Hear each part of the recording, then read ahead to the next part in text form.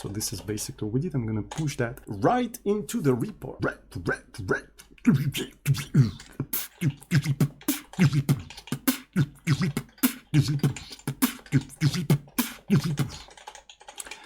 Let's introduce another platform. So somebody suggested to maybe compile it to JavaScript. Bro, imagine the face of Ken Thompson when he learns that we implemented compiler for his programming language and we compiled it to JavaScript. Bell Labs never saw this shit coming. They never saw this shit coming. Let's fucking go. Hello everyone and welcome to yet another recreational programming session with Mr. Zozin. So on the previous stream we were developing a B compiler. For those who doesn't know, B is actually a predecessor to a C programming language, right? So, and it's not a joke, literally before a C programming language there was B. Right, so, and we already wrote like a very simple compiler that is capable of compiling this program. Right, so it's not capable of much, right? So it's capable of defining functions, right? So here we defined the main function. Then you can declare an external symbols, right? So, and here we declared put char, and that symbol is going to be resolved during linking. We're actually linking this program with a C runtime, right? So we have a B program, but we're linking with a C runtime. But according to the B reference manual, put char was actually in a B runtime in a standard library of B. And my hypothesis that in C it actually came from B. So there's some functions in C that survived from the B times. Right, another thing we have is that we can define automatic variables, right? So these are the variables that are allocated on the stack and deallocated at the end of the scope. And we also implemented assignment to these variables, right? So, and we implemented function calls with a single arguments where you can, pass that variable into the function, right? So, and that way we can actually implement a very simple hello world. So what we're doing here, we literally spell out hello, right? So we can take a look at that. So let me recompile everything, and I think I need to fetch the latest changes, right? So let me quickly do that because I cleaned up the source code offline a little bit. So let me fetch and merge the latest stuff. So, and maybe let's do clean fdx and remove all of these artifacts of the building, the O files and executable files and stuff like that. And let's rebuild everything from scratch. There we go, we rebuilt everything from scratch. And if I try to now run the hello program, right, so it is going to spell hello. So the way it works is that it just basically translates the B program into assembly, right? So, and we're using FOSM specifically because it's one of my favorite assemblies. And this is how the assembly looks like. So it doesn't really do any optimization because it doesn't really have any backend like LLVM or QBE or anything like that. We just analyze the source code. We just analyze the text of the program and we directly translate it into the assembly. And that's the problem that I would like to tackle today, right? So because this is not how usually programming languages are developed. You do not directly translate the source code to assembly. You usually translate the source code into so-called intermediate representation. So, and the reason why you usually translate it into intermediate representation is because the compilers usually support several platforms, right? So essentially, right now we support only one platform, which is FOSM, x86-64, specifically Linux. But what if I want to be able to compile the same source code to a different platform, for example, WASM? Right, so, and if you take a look at the code, how this entire thing is implemented, and by the way, I forgot to mention that this compiler is implemented in Rust, and specifically in Crust variant of Rust. So you can learn about this thing in here, right? So it's basically an unsafe variant of Rust, which is designed for C developers to have fun, right? So I do not recommend to use this variant of Rust for security critical applications as usual, but if you just want to have fun, to have a little bit of recreation programming, and you also like C, you may like this variant of Rust. It's actually kind of interesting. So it has so far 7 rules.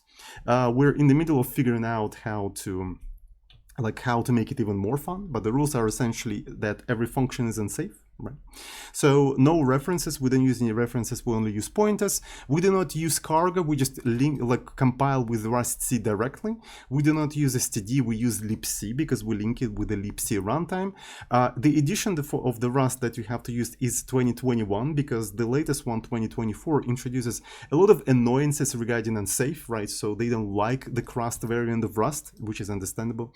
So all of the structs behave like C structs, right? They're clonable and copyable, and everything is public by default. So we're trying to get Rust closer to C, right? So that's why it's called Crust. So we're programming in this variant of Rust, and we're sort of doing research. How can we, have fun with this kind of variant of Rust? So it's purely for recreational programming, right? So don't use that in production, please, right? So don't use that in production. So, and essentially the way we compile our source code is that we have a huge statement in here, expression, like actually huge loop, which just analyzes the text. So here is the text analysis. And when we encounter a function, right, so we get the token, we see open parent, so that means this is the function definition. And we literally right away start translating into assembly, right? As we analyze the tokens, so we immediately generate an assembly. We don't even have AST. We don't even translate to AST, and I don't really plan to have AST because it's basically a single pass compiler. I don't think we need AST in here because I don't plan to transform AST in any way. Right, so usually you need to transform AST when you have some sort of a syntax sugar. I don't plan to have any syntax sugar. Or you need AST when you do several passes, right? So for example, you have function that uses other function that is not defined yet. So you need to first parse everything so you can have everything and then go back and so on and so forth. I don't think we need any of that right now. We'll see. Maybe we will in the future, right? So, but anyway, we just translate assembly directly. And what would you do if you had to actually compile this entire thing to a different platform, right? So here is FASM x86-64, and now you also need to support WASM. Like, what would you do? Right. So, and it's a very interesting question. So let's imagine that you have some sort of a flag. Right, so which basically is a Boolean, right? So let's make it mutable, and so WASM. Right, and by default it's false. When it's true, you have to emit WebAssembly. So what would you do? You would say something like, okay, if it's WASM, I have to generate the WASM code in here, right? So WASM code like this, and then if it's not WASM, generate x86-64. And I need to find all of these places where I generate assembly and add that condition in here. Right, and I have to do that in all of these places, which is a lot of places actually, right? So, and it is a combinatorial explosion. What if I need to add another platform? Right, so now every time I emit a little bit of assembly code, I will have to write this huge switch case. And the way to solve that, or the way to sort of combat this combinatorial complexity, is to introduce so-called intermediate representation, right? So, and is mute not a references? So people are talking about that we're programming in Crust, right? So, and it says it uses pointers, but here are the references. It is automatically converted to a pointer, right? So to use, like, that's how you use pointers in here, right? So it's just syntactically nice. So it's actually pointed, don't worry about it. Right, so, and essentially you introduce intermediate representation, right, so which is basically a made-up assembly, your own made-up assembly. You compile higher level language into that, your own made-up assembly, intermediate assembly, and then you have several generators for that made-up assembly to specific platforms. So essentially you take away the combinatorial complexity and you detach that combinatorial complexity from the language analysis. So language analysis now doesn't care about specific platform. What it cares is analyzing the text and translating it into some sort of higher level assembly that is not really assembly yet. And then it is the job of the generator to analyze that assembly and just translate the instructions of that assembly one-to-one to the specific platform that you're currently using. Right. So that's basically the purpose of intermediate representation, is to reduce this combinatorial complexity, this combinatorial explosion that will happen as soon as you try to add more platforms. Does that make sense? Right, and that's why we have such things as LLVM, right? So essentially when you write in language with LLVM backend, you just translate your language into LLVM, and specific platforms are now the job of LLVM to figure out and stuff like that. Right, but we're not using LLVM, so we're going to be writing our own intermediate representation. So let's go ahead and do that. That's going to be the goal of today's stream, right? So we don't really have that many sort of instructions in here because we don't really have that many features in here. So we even had coded a lot of features in the language, if I remember correctly. So in the language, you can pass a variable into put char like this, but you can't really do put char 79 directly. If we try to do that, actually, this is rather funny. So it's actually, yeah. Expected identifier, but got literal. Well, at least it actually reported it correctly. So to save time, right, we literally had coded that you can call functions only with 0 or 1 argument, and that one argument, if it exists, must be a variable name, right? So, and again, we did that because we had a limited amount of time. I wanted to get a prototype as quickly as possible, so we basically hard coded that, right? So we can actually maybe implement this kind of thing today, right? So we can add support for both variables and literals. We'll see. Right. So, but first we need to introduce intermediate representation, right? So, and since we have a limited amount of versions, I don't think it's going to be that hard, right? I don't think it's going to be that hard. All right, let's freaking go.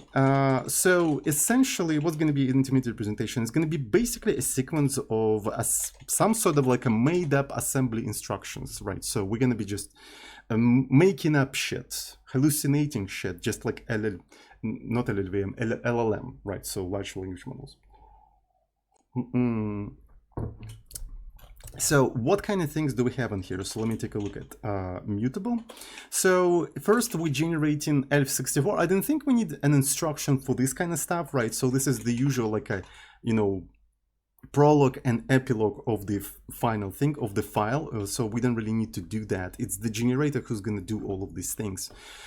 So in here, we just declare a function, right? So this is where the function starts. Usually we just declare the function name public, and then we create a label for the function name, and then we do the prologue of the function. Essentially we're saving the base pointer for the stack, and then we're assigning a new base pointer, and so on and so forth. All of that stuff, I don't think we need an instruction for that. Right, so the way I'm thinking about the intermediate representation is that the result of the compilation is going to be an array of the function bodies. Right, so we're not going to be, the result of the compilation is not going to be a single sequence of assembly instructions. Right, the result of the compilation is going to be a sequence of function bodies,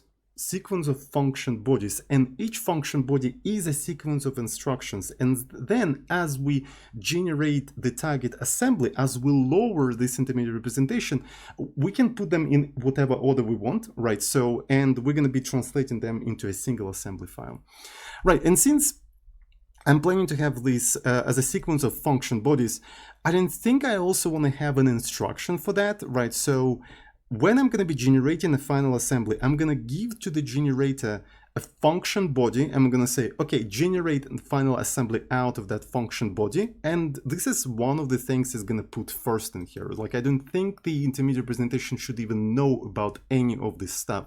It's up to the specific target, specific platform to know how to do any of these things, right? So this is how the function starts. So let's skip all of that stuff in here. This one is interesting. Okay, so what do we have in here? So this is where the body starts, and then we take the token, And this is the epilogue of the function. Okay, so this is where function adds actually. So this is the function prologue, right? So this is a function prologue. Do not confuse that with the programming language prologue. And this is the function epilogue, right? So this is what a bunch of code that you put at the end of the function, because here we deallocate all of the variables that we allocated, right? So then we restore the base pointer, then we put some return value into the rax register, and then we return out of the function, right? So for now, I don't think we need any instructions for the assembly in here. So we're gonna skip that stuff as well. So where is another place where we generate assembly? Okay, this one is interesting. This one is interesting. So here is an external function declaration, and I suppose this is what we have to have an instruction for. Right, so an external function declaration, But I'm not 100% sure. Right, I'm not really 100% sure. So because maybe we're gonna collect all of the external function declarations and then just like declare them separately. So I don't think they should be part of the function body. We'll see. I haven't decided yet. So what's going to be the next thing? So I want to see okay, so this one is interesting. So this one essentially allocates an automatic variable on the stack. Right, so automatic variable on the stack. So for that, we need to have some sort of an instruction. All right, so different instructions. So we could have used enumerations in Rust, right? So this is going to be OP. And so here, maybe we can do alloc auto var, right? So you allocate auto var, but maybe it would be nice to just have like auto var, right? And as far as I know, like we can say that it just allocates a single variable on the stack, or on top of that, we can also accept how many variables you want to allocate in the stack. Because why not, right? So because you can actually in B, you can have several of these things, right? So you can have several auto variables. We don't really support that, but we can just basically translate this thing into single like auto 3, and it will allocate 3 words on the stack. Does B have arrays? It has vectors, right? So there is a spec of B. So here it is. I'm going to put it in here, and you can find the spec in the README of the compiler. So, and it has vectors. Yeah. Vector is a primary expression followed by any expression in brackets, right? And the syntax, if I remember correctly, so we can eventually find it. So here is the vector definition, right? So you specify a name and brackets, and then you define a size of the vector, and then you can also pre-initialize it with curly braces and stuff like that, right? So you can put the values of the specific elements of this vector array thingy. So yeah, an external vector. Why is it external though? Right, so I don't know why they call it external, because it seems to be like internal. But anyways, so we also have function definitions and stuff like that. Look at this function definition, by the way. So this function definition kind of implies that something like this is a valid D program, actually. Because you see, you have name, then arguments, and then just statement. Right, and statement can be just like a one statement in here, and curly braces is just a compound statement. So that means, according to the B syntax, this is a valid B program, which it is not in C. Is it? I don't know. Let's actually check. I think it is not valid program, so we can actually try to check that. So int main printf, and what's funny is that we can even try to maybe return printf. So hello world, because printf actually returns a number in here. It returns like how many characters print actually printed, and since it's an integer, we can actually return something. I don't think it ever worked in C. Like, yeah, you can't do that in C actually. So, but apparently, according to the syntax description of B, it is a thing in B, which is fascinating, right? Isn't that cool? So you have functions that with a single statement, and you can just define them like that. So That's pretty cool, actually. So, but we don't implement that yet. But at some point we're gonna implement that. Obviously, at some point we're gonna implement that. So, anyways, let's go back to the to this thing. So we have an auto var, right? And essentially, what we're gonna have in here is just a body of the function is going to be an array of these ops. Right, so this is what it's going to be. And by the way, like, I don't really have a rule for enumerations in Crust. So far, I think there's not really that many limitations for Crust, for enumerations in Crust. So, but one of the things I personally would like to do, I would like to derive like a clone and copy. So I don't have to worry about references or anything like that, just like automatically copy all of that stuff. Right, so this is going to be auto var. So, okay, so we got that. So now let me go back into the place where we had an auto. So if you have this thing, so yeah, this is the allocation of the variable. So what other operations do we have in here? This is a variable assignment. Okay, that's very interesting. So the variable assignment requires an offset from the stack. Right, so it requires an offset from the stack and a value that you want to assign into that variable. So auto, let me see, auto var. So it's an assignment specifically to an auto variable, right? So we can say maybe it's going to be auto assign, right? And we're literally going to accept the offset, right? So this is the offset from the stack base. Right, and the value that you want to actually assign to this entire thing, but I mean, it probably has to be 64, I64. An interesting thing is that in autovar, when we allocate an autovar, we specify the size in the amount of variables, aka amount of words. That's the thing. When we do auto assign, we have to specify offset.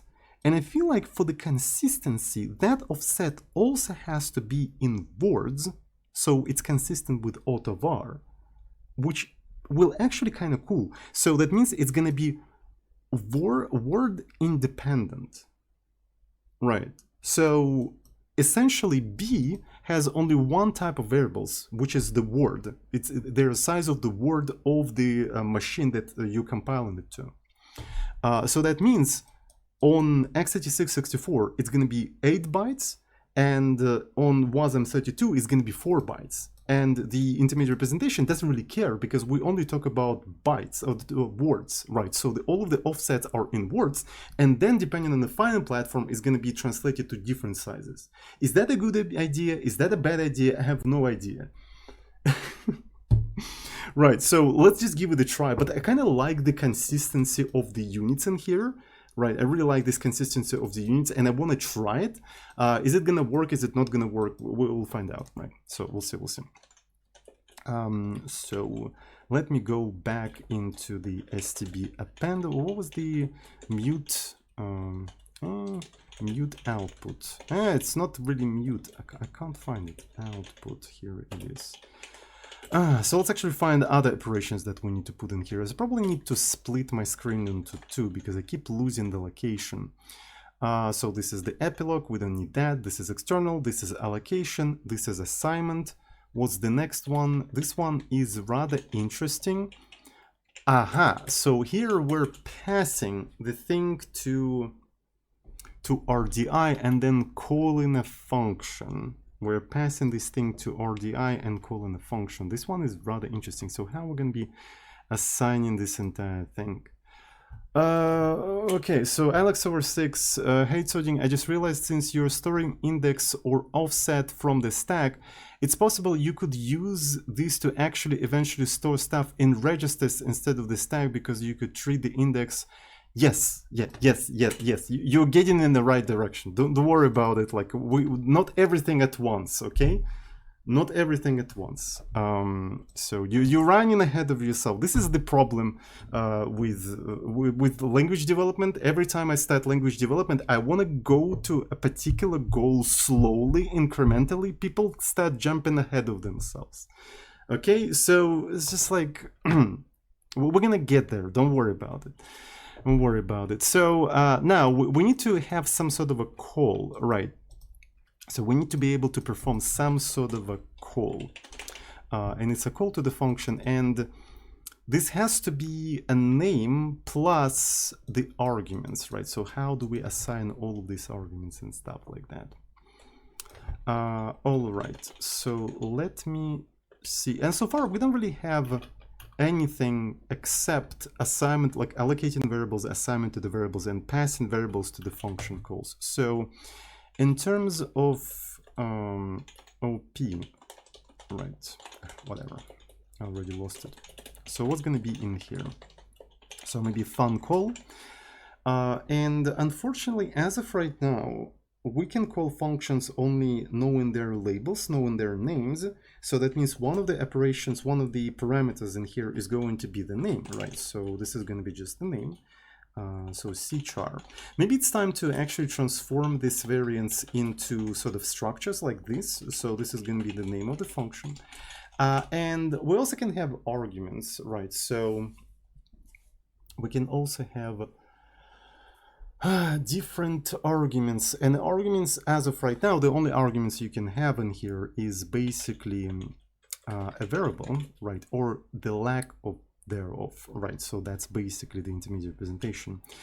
And the variable is basically the offset, right? So this is the offset of the variable that we're passing in here, but we also need to encode the lack of this entire thing, and I'm pretty sure we don't really have an option in here, if I remember correctly. So usually if I do rust up doc.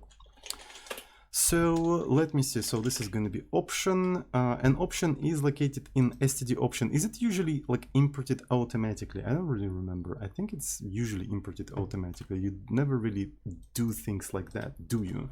Right. So if I do something like main or s, and this is just like a normal Rust. And if I want to just create something like sum 5, and this is going to be option I32, and then I want to just like, you know, print this entire thing. So it's going to be X like this, and then I try to just compile. Yeah. So it automatically imported. So it's in prelude, so to speak. Yeah. It is in prelude.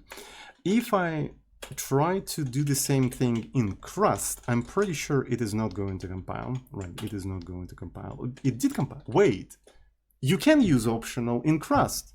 It just works. What the fuck? Wait, that's actually kind of cool. So, and that means it's also located in core, right? So core option. All right. Okay. So you can just do that. That's very cool. That's very cool. Okay, so that's nice. So that means you can either have a variable or you may not have a variable.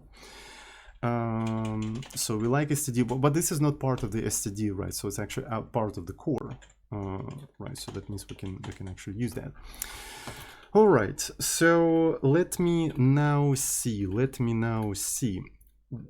That's basically all of the instructions that we need in here. Believe it or not, that's literally all of the instructions. So let's introduce the following thing. So here is the variables in the function body.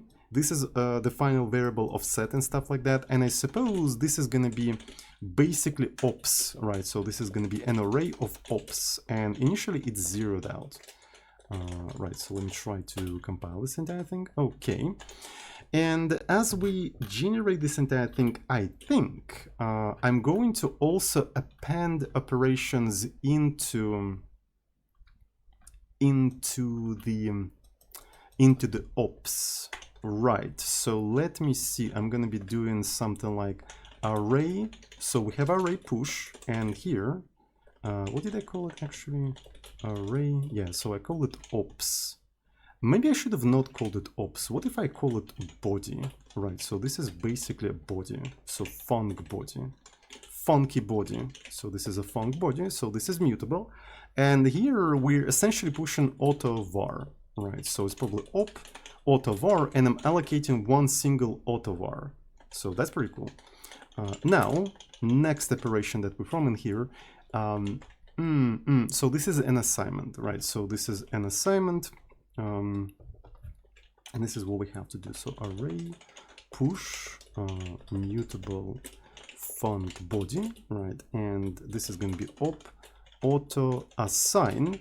And here is an offset, and we store an offset. We store an offset, I think, in bytes. Right, I think we literally store an offset in bytes. Yeah, so we do +8. Get freaking damn it. Okay, so probably what we have to do, as a hack, we have to divide it by 8, right? So, and in here I would like to do or something like that, which says store var def offset in words, right? So to prevent this divided by 8 hack, right? So for now I don't want to refactor all of this stuff, right? So but this is something that we'll have to do. So this is auto assignment, and then we have to specify this, like the value that you want to assign in here, right? So that's basically it, right? And what's another operation in here? Yeah, so this one is rather interesting. So it all kind of depends on whether you have an argument or not.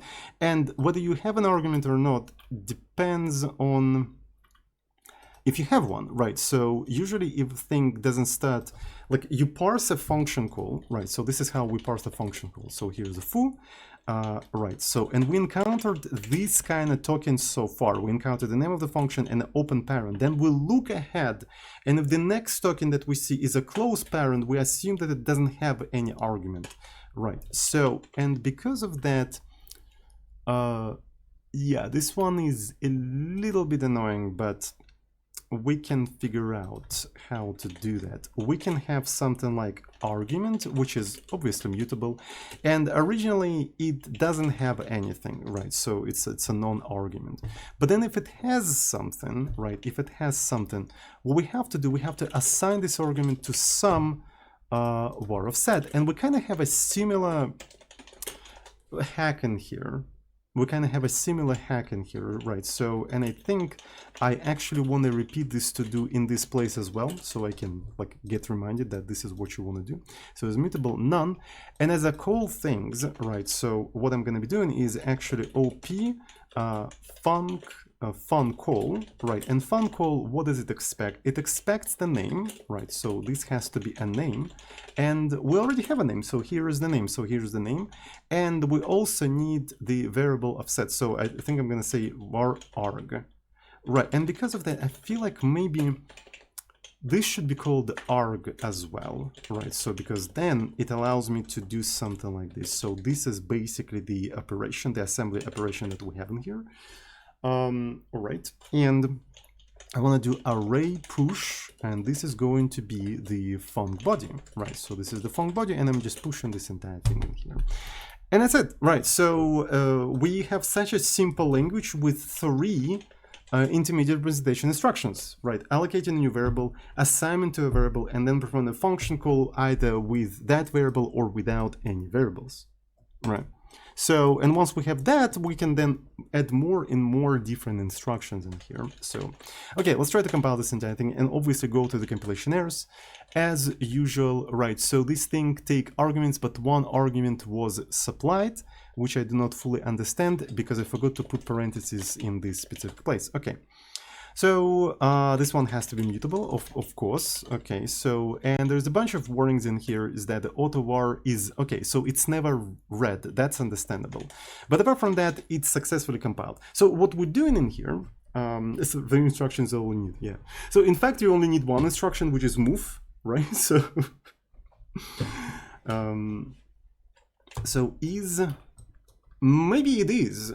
I actually don't think so. Because you defined a variable, right? You didn't put parentheses in here, so that means you just defined the variable.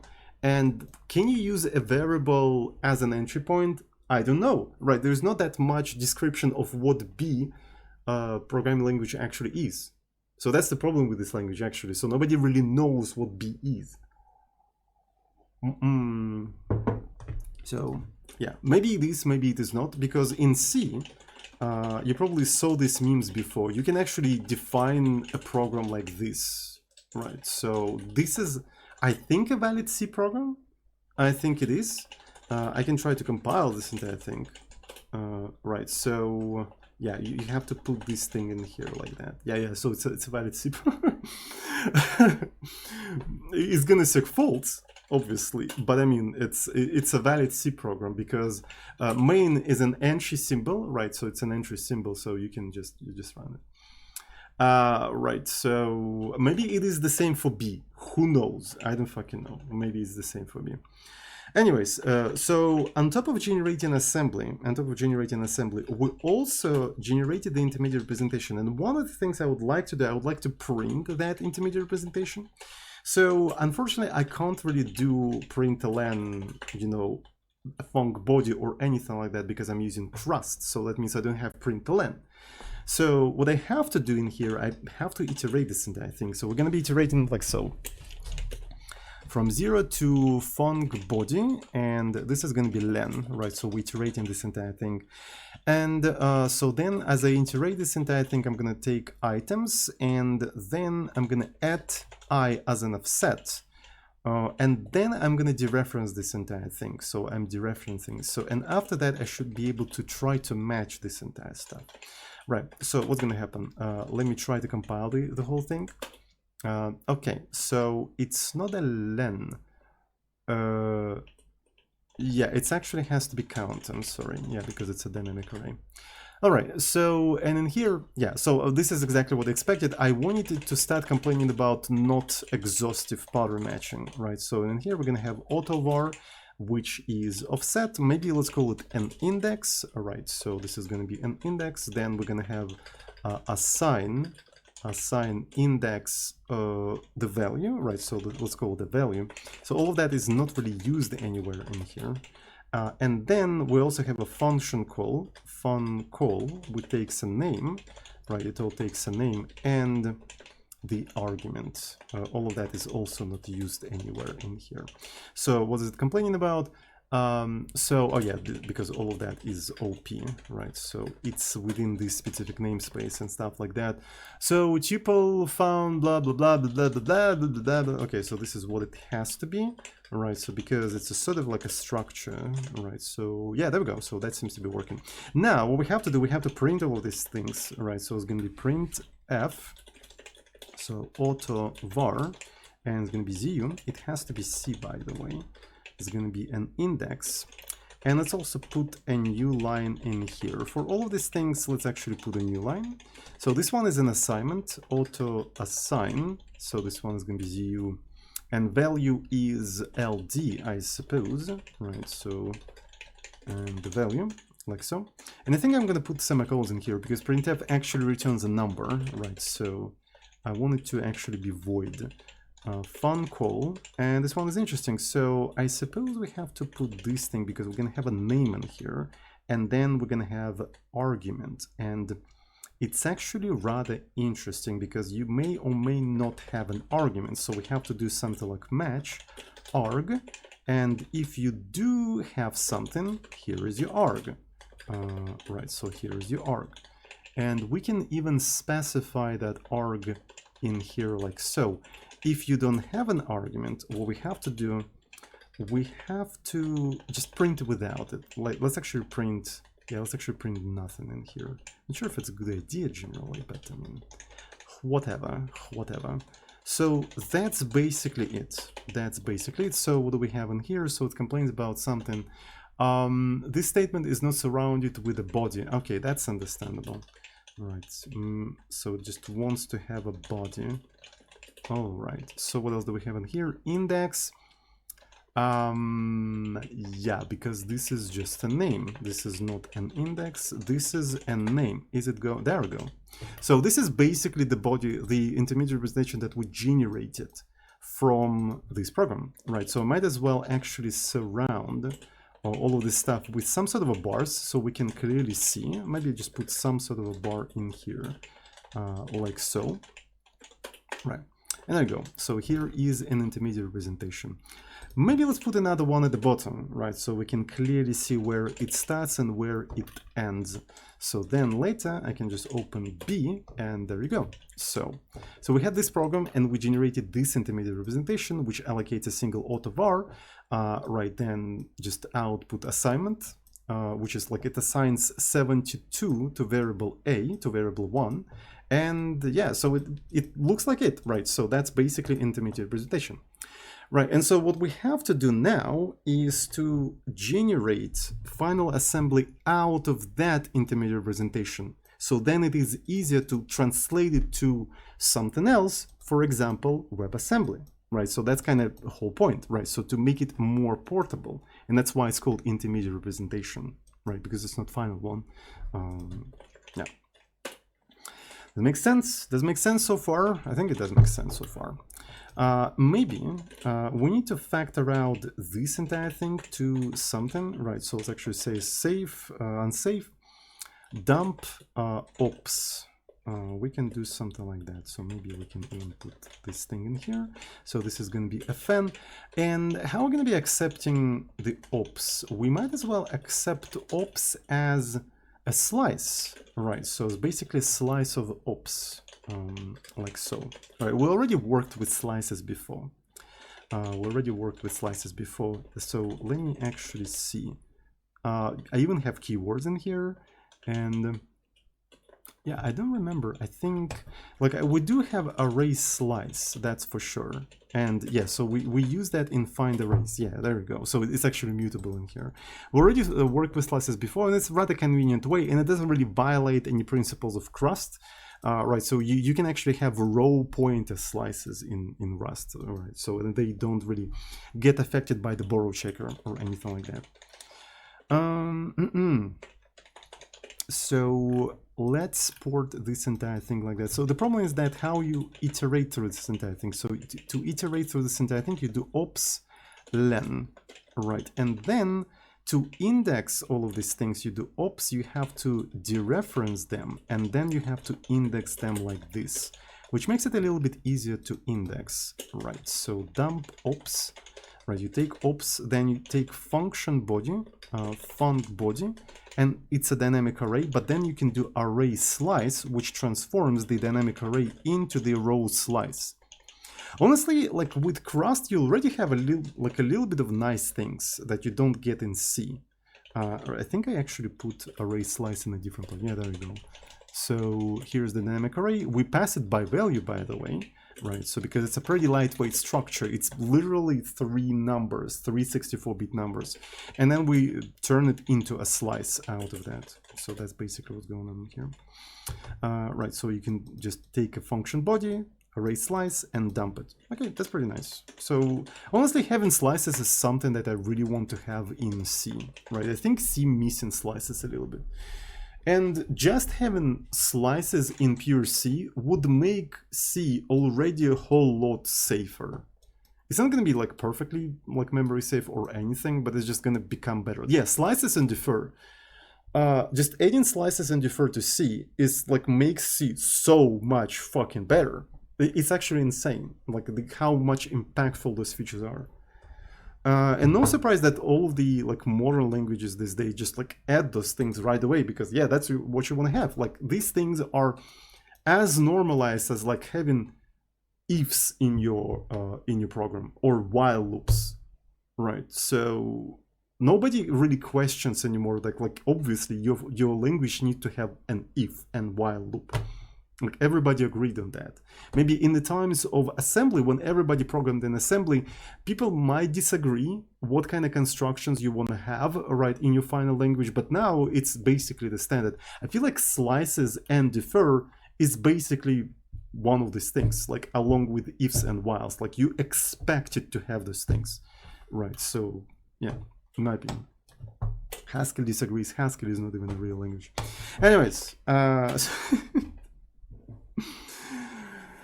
what is in a slice? Just a pointer length. Exactly, but the thing about slices, like syntactically, if you have syntactically them in your programming language, is that you can just generate bound checks on them, right?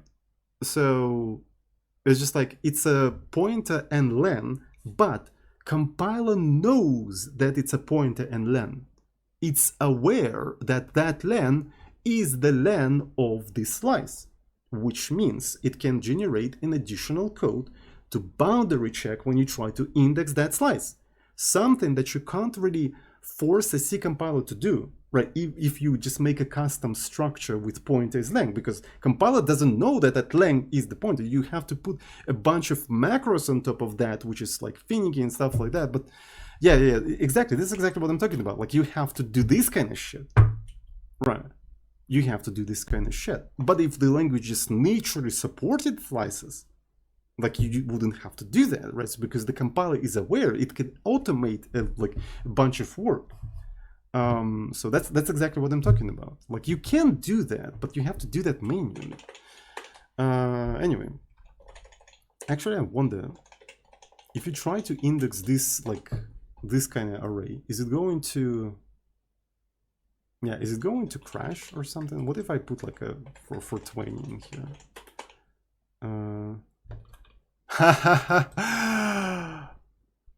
That's so freaking cool. This is exactly what I was talking about. So you see, you tried to just index this entire thing without this variable, so the compiler couldn't prove that this indexing is going to be within the bounds, so it had to generate some code to do the boundary check. But since we're compiling with weird flags that remove a lot of the standard library, it couldn't generate that check. So, but at least this like linking error proves that it was trying to put some boundary checks in there, but it couldn't, right? So, but I mean, it's kind of interesting. So this linker check, actually, we can use this linker check, linker error as an indication that we're trying to compile some unsafe code. I know it's kind of silly to worry about this kind of stuff when you're programming in Crust, but I mean, it doesn't mean that you have to stop worrying about safety, am I right? Lincoln error, exactly. Eggs fucking ugly, mate. Eggs fucking ugly. So I'm still not sure about an extern thingy majingy. I'm still not sure. Maybe we're gonna, yeah, let's actually go ahead and create an instruction for extern, because why not? So it's called extern var, and it's going to be just a name, which is basically const cchar. Right, because this is something that we have to do anyway. Right, so, and let me find extern. So you see this extern and you add an external variables in here. Right, and on top of that, let's do array push. I'm sorry. So it's a func, a body, and so this is going to be op external, was it external variable? Extern var. So, you know, if I'm going to call it extern var, I might as well actually preserve the spelling and stuff like that. So this is going to be extern var, but also we have a name, and that's the name we have in here, which we probably also want to str dupe. Str dupe. Yeah, that's about it. So if I try to compile now, here's the cool thing about Rust. Now it complains that I have non-exhaustive switch casing. Can your C do that? Already better than C. It can. Some compilers can do that. All right. So here's the extern var. Right. So extern var, and this is going to be just a name. All right. So and in here, let's do extern var. This is s and this is name. Let's fucking go. Mine from the fucking go. Yeah, so it's an external var, it's a put char, might as well actually chat. So put a little bit of a parenthesis in here. So every time I do external var, it's basically this thing. It is basically this thing. Okay, that's pretty cool. That's pretty cool. Now, what I need to do, since I introduced this intermediate representation, I need to maybe actually move the generation of the final assembly to essentially to separate function, right? So we need to have something like this. So it's going to be fn generate, you know, FASM x86 64 Linux, and in here we're going to be accepting ops. This one is rather interesting. So because we're generating function bodies, right? So we're generating function bodies. So that means this function should be accepting a function body, right? So generate, so func body, right? This one is basically body, and it is a slice over ops, right? So this is the input. So this is the body, and you're supposed to generate that. And then in here, we're going to also accept the output, and the output is going to be a mutable pointer, a mutable reference, well, pointer, to a string builder, right? To a string builder into which you're going to be generating text of fuzzen. Make sense? Makes sense, makes sense. That's what we're going to be doing here. Right, so, and this is where you have to do all of these things. So let's do the iteration over the body, right? So this is how we're going to be iterating the body. And in here, we need to do kind of a similar thing. I think I can actually copy paste lots of stuff from here. So this one is just ops, this becomes a body, and this also becomes a body. Instead of doing all of these things, we have to grab that assembly generation down there. So I actually can search for AutoVar, right? So, and for this AutoVar, this is precisely what we have to do. So when I'm defining AutoVar, I have to generate this code, right? So it has to be just sub pointer, and here is the 8. Yeah, it has to be just 8, right? So this is just like a one single one. All right, that's pretty cool. So now for the external variable, when I'm defining an external variable, where is that thing? I have to now generate an external declaration for the fuzzen. Okay, so I have to do this kind of thing, and the name will, yeah, so that's literally the name. Right, so we're actually translating like intermediate representation so far one-to-one, right? So AutoVar, you know, allocation is just like subtracting the stack pointer. This is external declaration, and so on and so forth. Okay, auto assign. Let's actually find where we create the auto assign. So near that place, we must have the code, the assembly code that we have to generate. Can you even see the scheisse in here, chat? Because it's kind of hard to see. It's too much. Yeah, so only if I move, I can't really move the camera because we also have the chat generation here, but this is basically the code I have to generate in here, I think. Right, so that's basically the code. And here is an offset, right? So an offset is essentially index. I have to multiply that index by 8, right? And then here is the value, and that's the value I have to put in here. So there we go.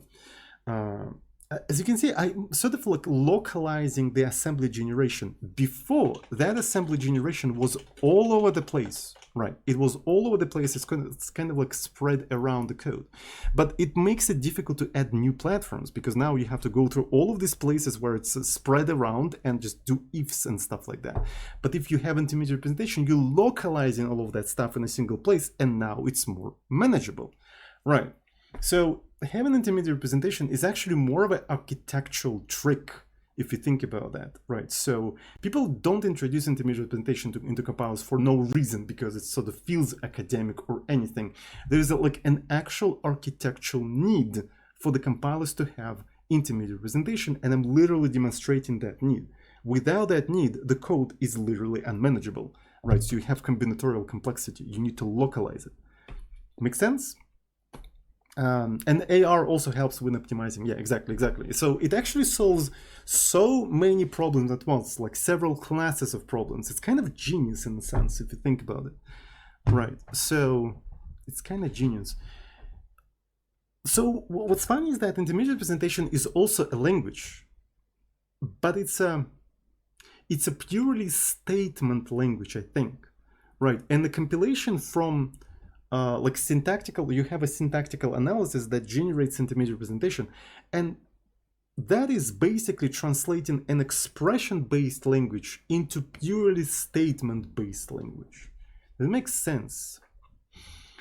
That makes sense. Zik has AST, IR. Well, I mean, yeah, usually when you use a LLVM backend, you also have your own separate intermediate representation, because then you want to make it portable between several intermediate representations. So the usual state of the compilers is that intermediate representation like serves as sort of like a layer that allows you to port to different places. But now the intermediate representation themselves became platforms. even though their purpose is to port to different platforms, they themselves became platform.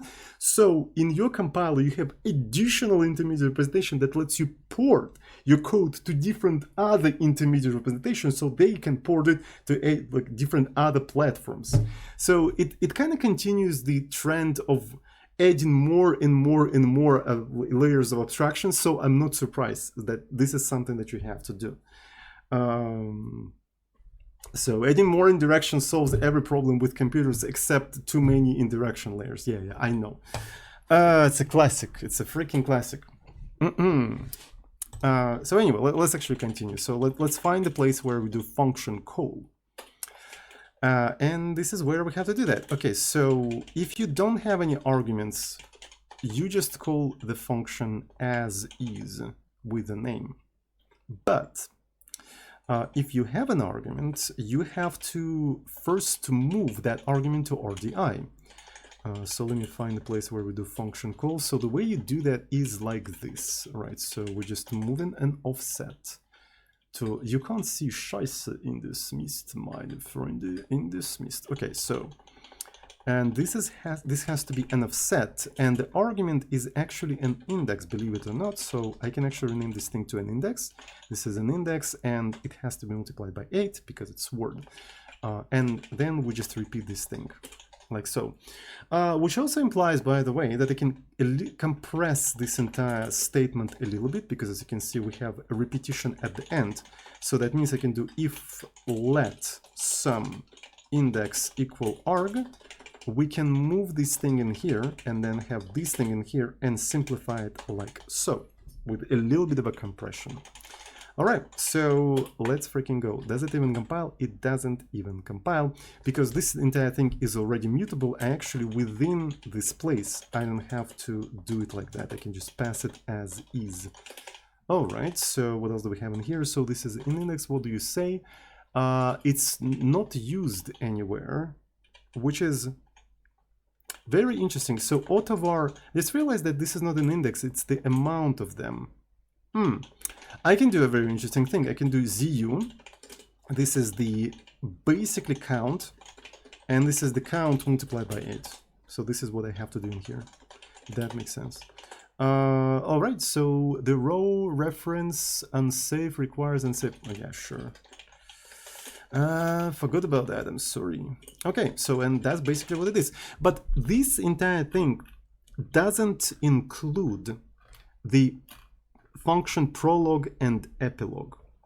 So what I think we need to have generate FASM x86-64, Linux, obviously, function prologue, right? That's something that we have to do. So this is generation of function prologue, and we're gonna accept the output in here, like so.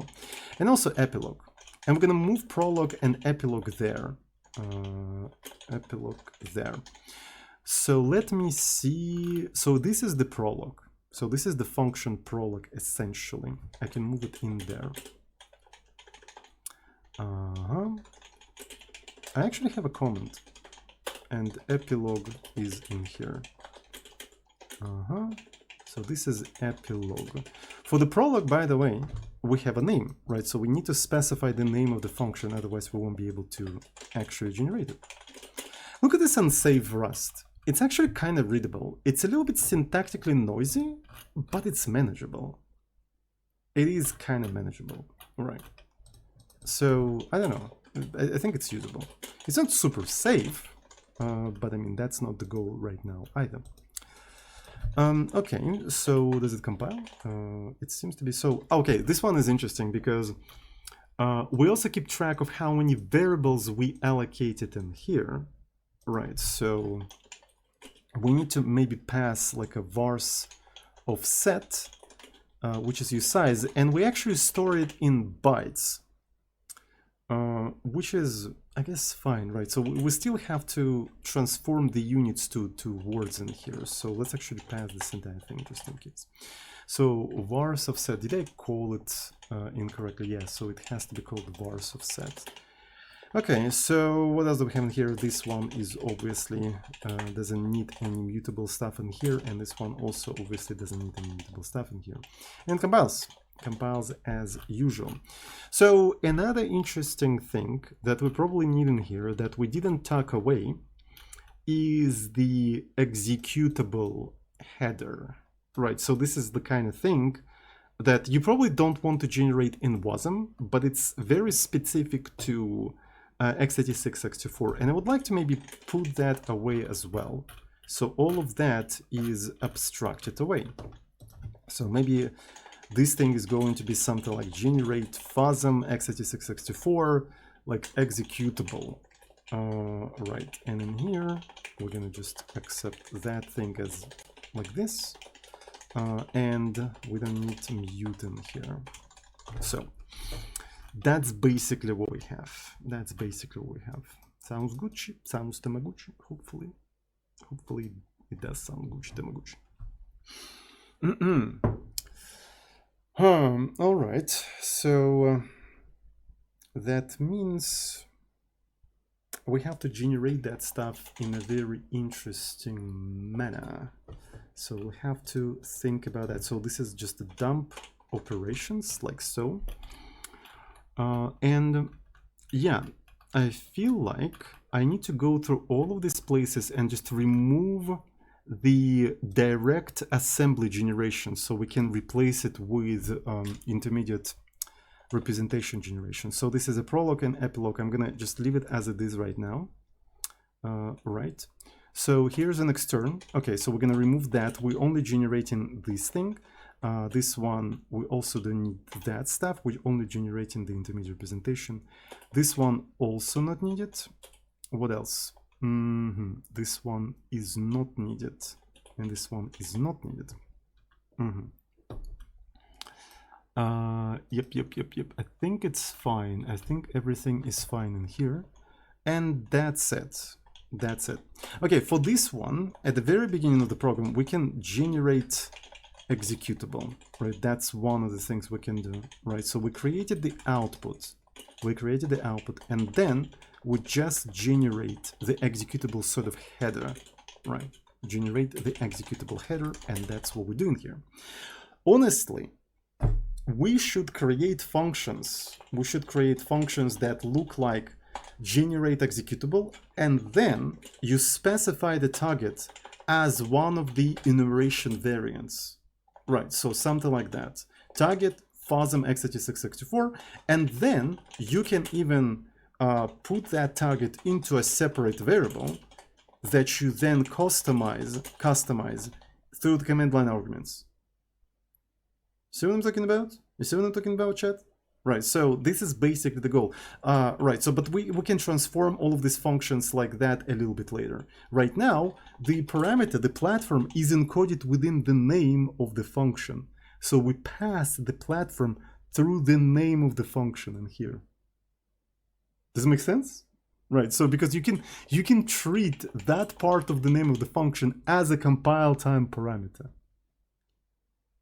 Right, as a template parameter, right? Because then later you can factor out that parameter into runtime parameter, but for now it's a compile time parameter. Right, that's a very funny way of thinking about it, isn't it? We never think about the names of the functions like that, but you can think about the names of functions like that. With the refactions, no refactor is required. Holy sh! This is funny, actually.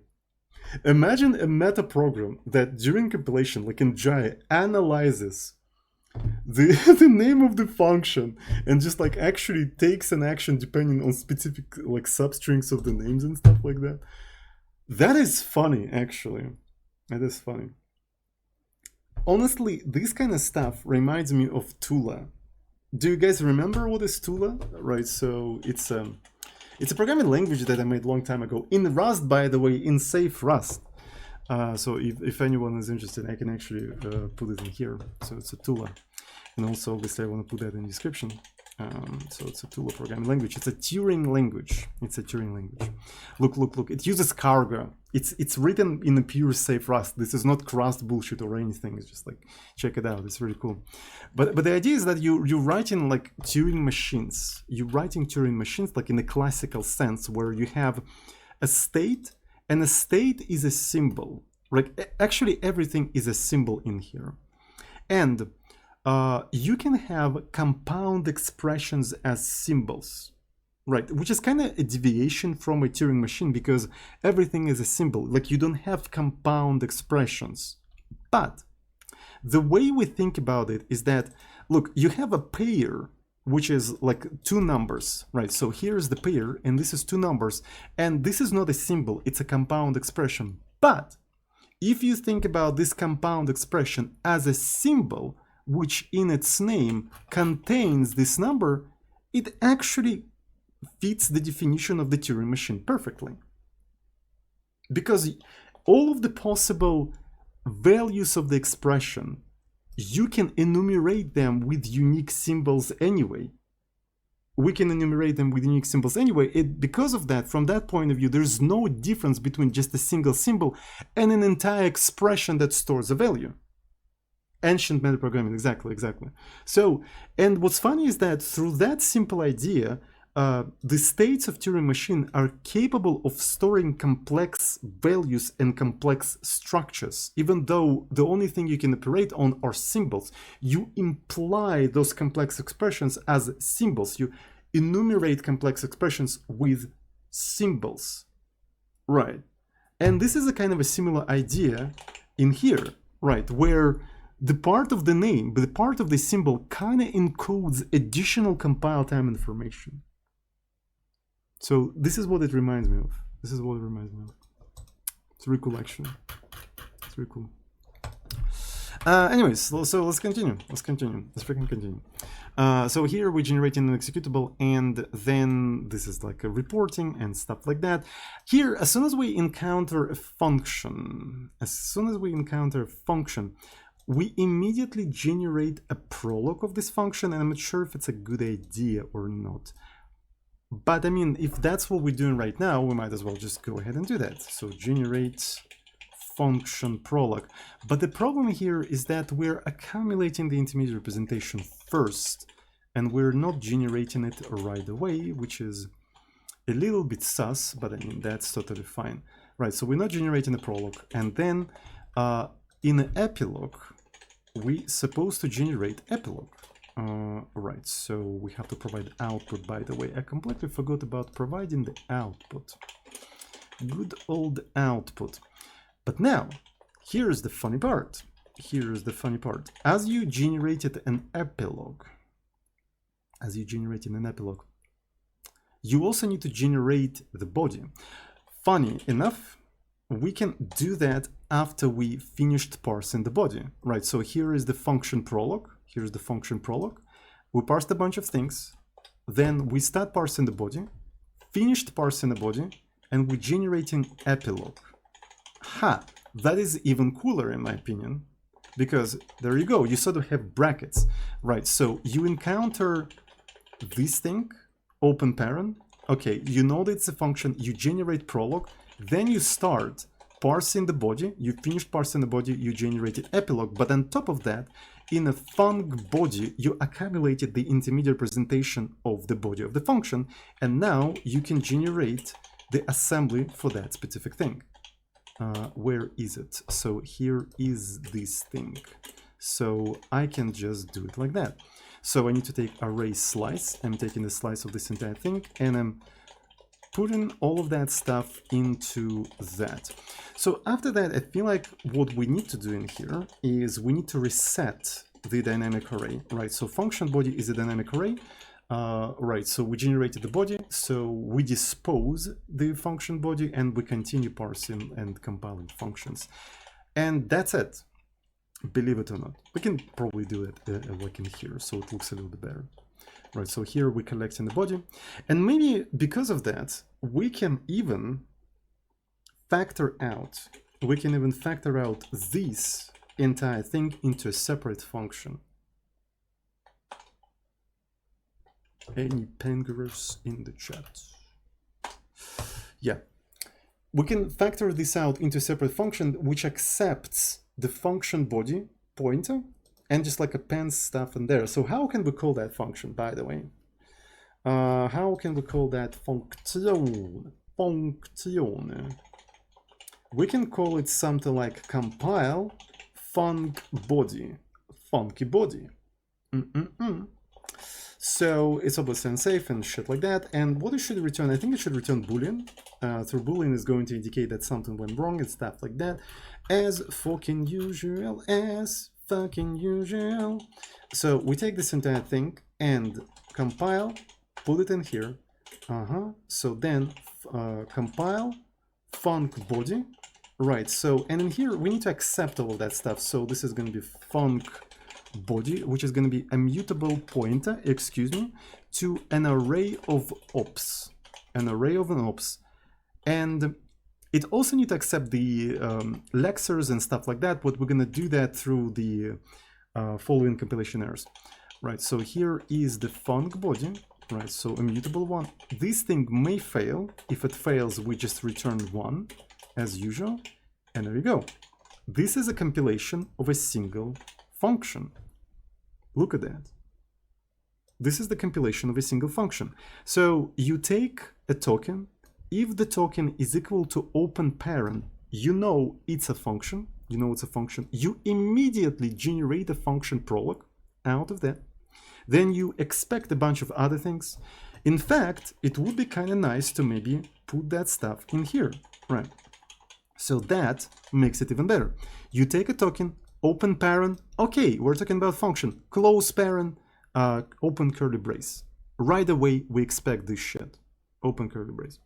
Okay, so after that, immediately generate function prolog, compile the entire body, generate function body, generate epilogue, and reset all of that stuff. Look at that. So it now all compressed and very tight and very neat and really easy to read. Isn't that cool? I think that's pretty cool. So, and within the compile, like we can even factor out this entire thing as well, right, to something like compile function. So you have compile function, which calls compile function body. Then we can factor out even more things like compile statement. And it's gonna be very structured and very nice and very easy to modify and manage and so on and so forth. Let's go to the compilation errors. Let's fucking go. Okay, so this is a single op. Yeah, that's true. So we need Lexa. But we're gonna be probably passing the Lexa as a mutable reference, right? So yeah, here is the Lexa that we need in here. So this is going to be the input parameter, and since it's a mutable pointer, that means we have to get rid of all of this scheisse. Boom, boom, boom. That's a lot of places, but I mean, we have to do that because it's already mutable. It is in fact already mutable. Okay, so we also have to pass an input path. Let's quickly do that. Input path, and it's a const cchar. It's kind of important. All right, what else do we have in here? Vars. Okay, this one is really interesting, is that this is the variables of the function body. And funnily enough, vars, they are only needed within the function body. That's what's funny about this. So they're local to the compilation of the function body. So, which implies, by the way, that we need to move that entire stuff to here, but that will automatically leak the memory. And we don't really have array AI situation in here. Which kind of sucks, honestly. But I don't know. We'll have to think about that. So to have an array AI situation, we need to implement drop, but drop uses references, doesn't use pointers. Where's my defer? Exactly. Where's my defer? One of the things we can do, honestly, we can have local vars of set, but we can pass a pointer to vars in here. So a reusable vars. Vars. So here it is. So this thing becomes local to this function, but then we can just have a vars variable that is managed outside of this entire thing. So kind of a usual trick that I use in C all the time. So this is basically a var, right? And in here, before working with any of that stuff, what we have to do is reset it. Right, so then we count 0 like this. This one is vars. It's sort of like a temporary thing that is managed outside. What else do we have in here? So vars of set, so we don't have to do that stuff anymore. Right, so we have vars and function body. All right, so el token, oh, fuck, shit, fuck. So that means now every time I'm accessing token, like Lexa, what I have to do is actually dereference it in a very anal way. This is because Rust devs hate Crust. Right. They could have made it more convenient to work with, but they hate it with passion, and they just want us to suffer. They just want us Crusticians to suffer. Wait, it didn't work the way I expected. Wait a second. Yep. So I should have actually put this kind of stuff in here. I forgot the additional dot. Okay, so yeah, let's go. So this is what they want. So that's basically their punishment. They hate us. They're trying to hide the truth. All right, so when you break in the body, so what you don't like, mismatched types. Okay, so here at the end, so since I'm breaking the body, I might as well just return true, right? So because it succeeded. And we also never really, well, I mean, yeah. At some point you're gonna encounter an unknown token, at least end the file, and that entire loop is going to break anyway, right? So because you're gonna do return out of it. So in here we probably have to replace return 69 with return false as an indication of a failure, right? So it can go here. And also, yeah, so compile function body will also return 1 sometimes. Return 1 also has to be return false because it indicates a failure. So we're basically using C error, what is it called? Error handling. So array slices, so to turn that into a slice, we have to, yeah, we have to pass it by a reference, by value, I mean. Okay. This one is interesting. So we do diagnostics, but since it's already a reference, we don't have to do that. All right, let's fucking go. What else do you want from me? Okay, so mute vars. Okay. They really hate us. They really fucking hate us. It's really funny. Okay, so mute func body, but I'm not gonna give up that freaking easily. I'm not gonna give up that easily. Even though they hate us, I'm not gonna give up. I'm not gonna give up. I'm gonna go through all of their bullshit obstacles. They're not gonna hide the truth from me. They're not gonna fucking hide the truth. I know that they're hiding a pretty cool language in here. Okay, so compile func body. So this is basically the things that we need to pass in here. So what we need is Alexa. So this is going to be a mutable Alexa. All right, input path, we already have input path. A function vars has to be this thing.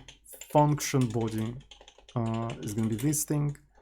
And yeah, so that's basically what we're passing here. That's basically what we're passing here. So what we want in here, usize is missing. Ooh, yeah, epilogue needs vars of set, believe it or not. It needs vars of set that it acquired from this thing. So that means like I originally didn't want to pass vars of set, but I feel like we need to do that. But at the same time, maybe we can infer that from the vars, but I mean in the future I kind of want to change how this entire stuff is going to work, so I'm not 100% sure. So vars of set, and it's gonna be huge pain in the ass because it has to be a mutable usize now. Yeah, boy.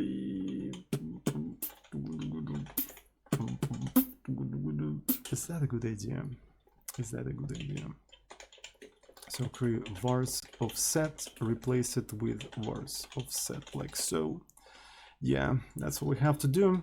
So that means here in vars, where is vars? We have to have let mute vars offset usize 0. There we go. So this is a vars offset. So by the way, since we have options, we could have used like a Rust official way of handling errors. I don't think it's that bad of an idea, honestly. Right, so with like opt, at least with like question marks and stuff like that, I think we could do that.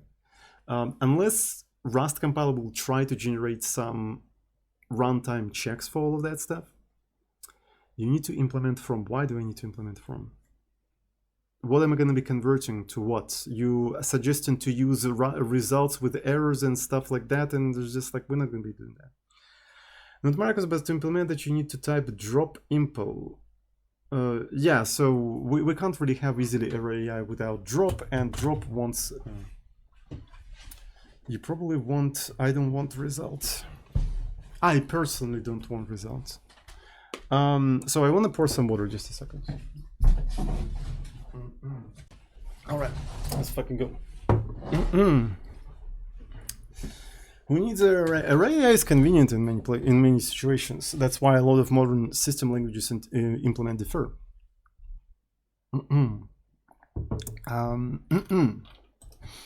Because array AI kind of feels that niche where you want to use defer. All right, so let's fucking go. So this one will accept vars offset. Okay, so vars offset. So this is what we're going to put in here. And that implies also that we really need to reset all of these things every time, right? So, okay, let's go. So it's going to be vars count 0 and vars offset also 0. So because I thought that this function is going to do that. And yeah, since I need vars, it makes sense to actually do that in here. Okay.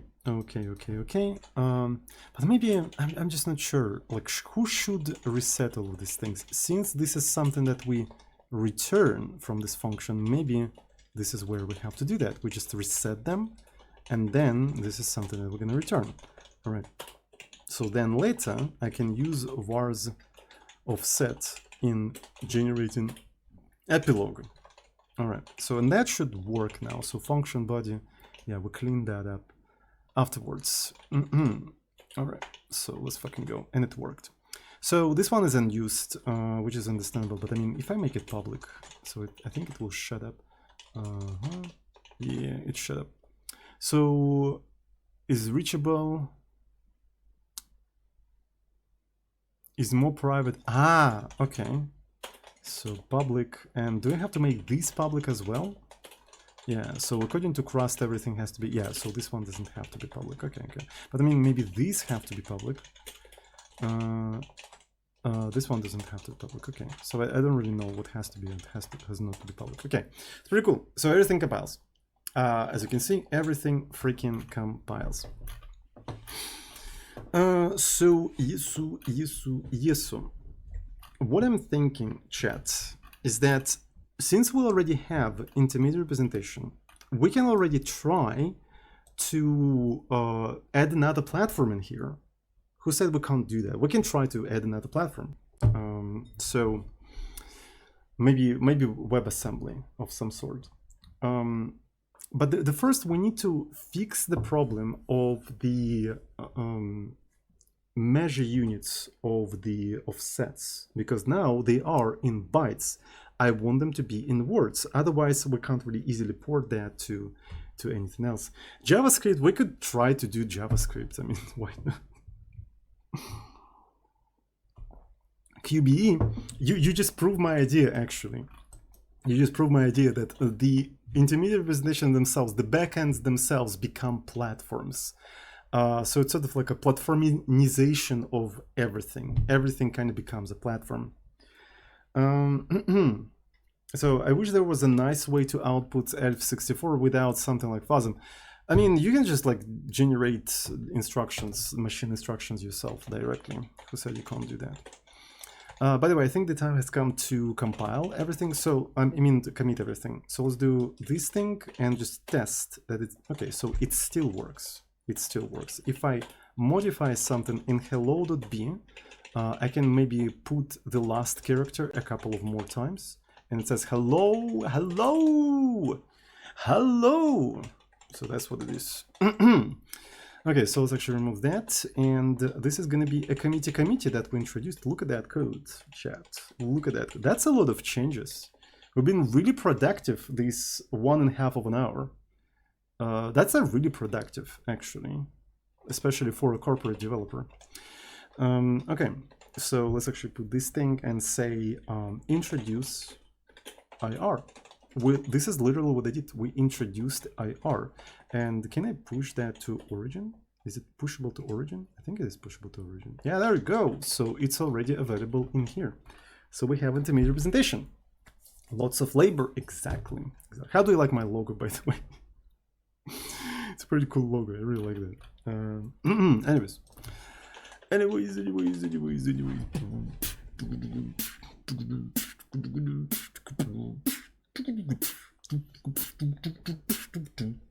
Okay, so let's try to fix the problem of measure units. So the problem with this measure unit situation is that it's like a lot of places that we need to make changes in, and it's not clear where exactly all of these places are, and we don't really have that much code, so it shouldn't be a problem, I think. I don't think it should be a problem. So the situations are like the places are basically where divide by 8. Right, so and this is basically what we're doing here. Okay, so var def. So here's the var def. So where is the type for this thing? It's just a var. So we can put underscore in here, which will force us to go through all of the places where we use this thing, and this is going to be basically an offset. And by the way, we can name it as an index actually now. Right, so since it's a new measure unit, it's actually more of an index than offset. That's very cool. I really like that. Okay, so let's go through the compilation errors super quick. So what do we have in here? Index. Okay, so irrelevant for external. Yeah, that's understandable. It's understandable. We're gonna keep it like that. So offset. So this is an index. All right, and vars offset. Okay, this one is interesting. I'm gonna now find where we have definition of the vars offset. So I'm pretty sure, yeah, these are all the places where we define vars offset. I'm going to rename vars offset to vars count. And by the way, since we keep all of the vars in an array, vars count is kind of equal to vars count. But I separate these two things because I plan in the future to actually have nested scopes, and at the end of that scope you're going to be deallocating the variables. So if you have nested scopes, these two things are not going to be equal to each other actually. But I mean, it's not true. Why the fuck do I need this thing? I think okay, so this is true. It's like we don't need vars count. You can just use vars count in this thing.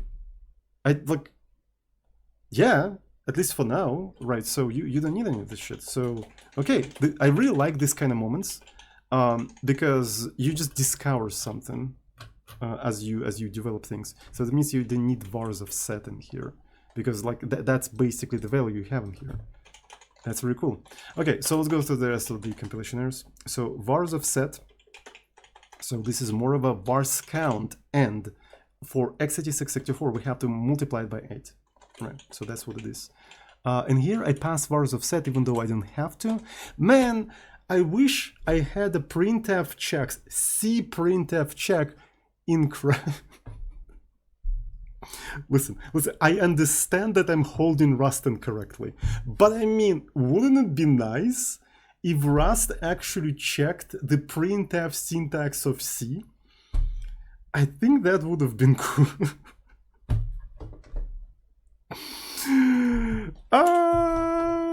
I think I'm starting to understand why Rust community hates me so much. Even though I program in Rust a lot, they fucking hate me. I think I'm starting to understand. I mean, I'm just... Okay, listen. I just like to have fun. And Rust community is just allergic to fun. They're extremely unfun, boring people, and that's why they hate me. That's why they hate me, because they're extremely boring and unfun. They hate fun. By the way, we have a lot of subs, which I didn't acknowledge. I really apologize for that. I was just having fun all the time. So yeah, thank you so much, Akoya here for Tiarama the message. We'll soon be surrounded. I already read that. Alex Rice, thank you so much, Tier1. Rayleap speedrun with B language. We're gonna be doing Rayleap in B. Mark my words, we're gonna be doing that. UC10, thank you so much for Tiarama the message. Yo! And Ishishki, thank you so much for tier. Dude, listen. You're new to this channel. I don't get any money from Twitch. Don't waste your money. You just gave a bunch of more money to Jeffrey Bezos. Jeffrey Bezos doesn't need more money. He doesn't need more money. Subscribe to have emotes and access to Discord server. I use subscriptions as a way to moderate Discord server. Don't give more money to Jeffrey Bezos. Don't give more money to Jeffrey Bezos. Well, I mean, you're giving money to Jeffrey Bezos. Like, I mean, okay, Jeffrey Bezos is gonna tell you thank you. So it's none of that goes to me. That's the thing. That like none of that goes to me. I get nothing from that. I probably will never get anything. So yeah, but I mean, maybe you made a bunch of people happy by giving them access to Discord. Okay, sure. So yeah, thank you. I appreciate the gesture. Cheers. Bezos sends his regards. Is B already able to solve factorials? Not really. I don't think we have enough operations for that. But that could be one, like another thing that we have to implement. But anyways, all right. So I'm gonna go to the compilation here. So this is a vars count, and yeah, we'll go. So what's the next thing? Okay, so we do +8, but then we push to vars. Since we take the vars count as the vars count, we don't need to do this thing anymore. Right, we don't need to do that. Okay, next thing. So then an index, this one is really interesting. Ooh,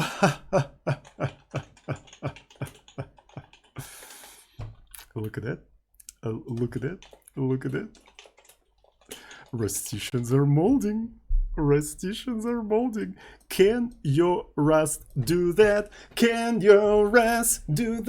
Can you pass a mutable reference and then read from a mutable one simultaneously? Borrow checker is not gonna allow you to do that, but we're using pointers. We can't fucking do that. Your Rust cannot do this shit.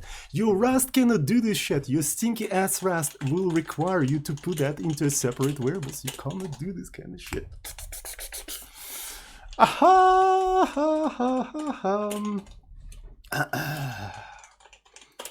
All right, I know Rust too fucking well. Maybe it's undefined behavior, by the way, so it is probably undefined behavior, and maybe it will come to bite me in the future, but it's okay. I'm kind of good used to that. So right, so but so far, I mean, yeah, so it would be more appropriate to actually put that into a separate variable. I do agree with that. But I just want to test if the borrow checker is going to complain about this kind of stuff. Okay, so epilogue. So this is the vars count. So the vars count. What else do we have in here? Okay, this is the index now. Look at that. This is the index, and we can remove the to do. And this is also an index, and we can remove a to do. So yeah, and it works. Look at that. Absolute coding. So I just did the refactoring. I changed the measure units and I didn't make any mistake. That's absolutely boogers. Okay, good.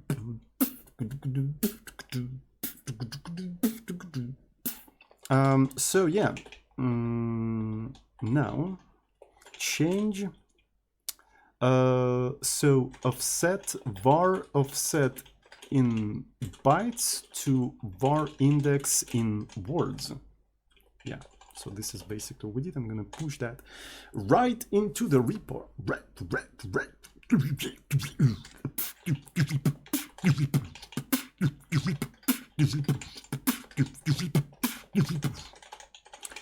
Let's introduce another platform. So somebody suggested to maybe compile it to JavaScript. Bro, imagine the face of Ken Thompson. when he learns that we implemented compiler for his programming language and we compiled it to JavaScript.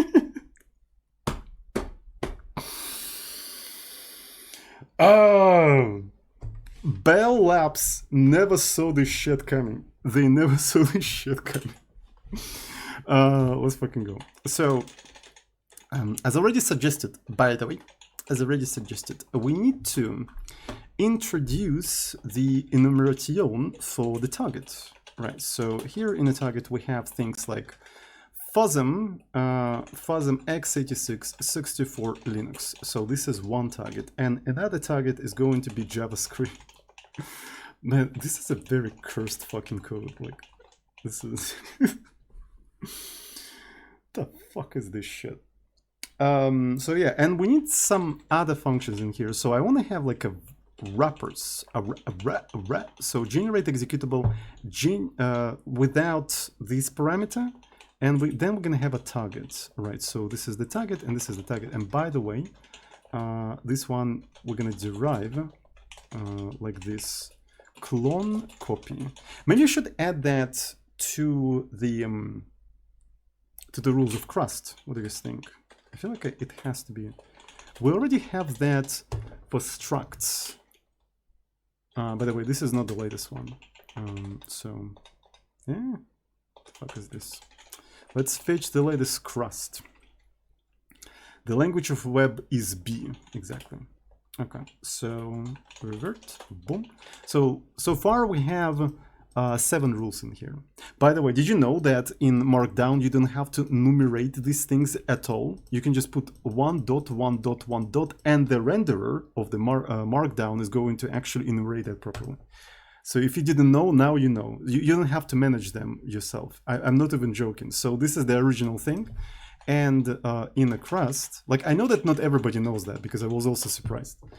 Right, and in here it looks like this. So don't bother managing these numbers. Like, renderers don't even look into these numbers. Markdown is weirder than JS. Yeah, in some places, yeah, sure. Nice logo, thank you. I drew it myself. Well, I mean, I not really drew it myself. I kind of like vibe drew it in the sense that I literally took the official Ferris SVG and official C SVG, and I actually make a Frankenstein of them, like literally manually. So in Inkscape. So I made that Frankenstein myself. When is AIDS? Oh yes. Honestly, AIDS is something that Crust should definitely. Yeah, so that's an appropriate name for a standard library for Crust. Rust, Sodium is a vibe coder. I think on X somebody suggested to introduce a notion of aura coding for people like Tokyo Spliff. So yes. Am I also an aura coder? I don't think so. I don't think I create that much of an aura as Tokyo Spliff. But anyway, so let's fucking go. So what do we need to do in here? We need to do a dispatching, right? So polymorphism, by the way. So let's do match targets, and in here, target FOSM. We just redirect this entire shit to generate FOSM executable. Can you see Scheisse? Yeah, there you go. And in here, if it's a JavaScript, we probably need to, yeah, so we need a variant with the JavaScript on this one. So what do you think JavaScript variant of this function is going to generate? So what's the start of this function? As being append output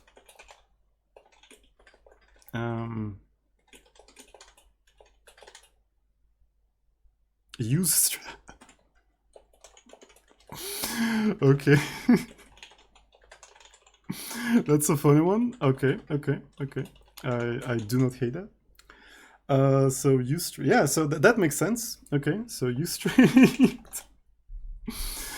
All right, so, and in the place where we use this entire stuff, so yeah, let me see.